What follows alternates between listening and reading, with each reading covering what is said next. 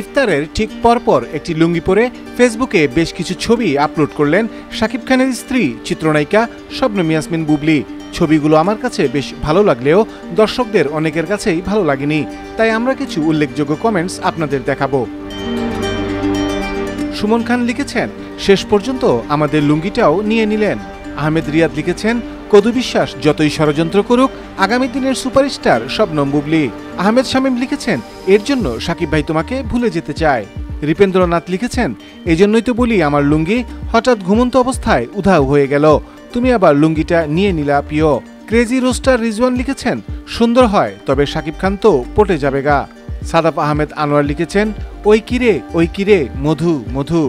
MD Siddiqur Rahman লিখেছেন, পরিমণির বাতাস লাগছে নাকি। দোলাস ম্যাজিক মোমেন্টস লিখেছেন, রোজা রমজানের দিন এগুলো কোনো কাম, পাঞ্জাবি কই। হেনা কবির লিখেছেন, চুল না থাকলে বেটা মানুষ লাগতো। জোবাইদুল জেডি লিখেছেন, লুঙ্গিটা তুললেই তো দেখা যাবে জঙ্গলি। ইমান হোসেন লিখেছেন, এই কারণে তো বলি লুঙ্গির এত দাম কেন। এমডি শাকিল লিখেছেন, ভিতরে মশা ঢুকি যাইব।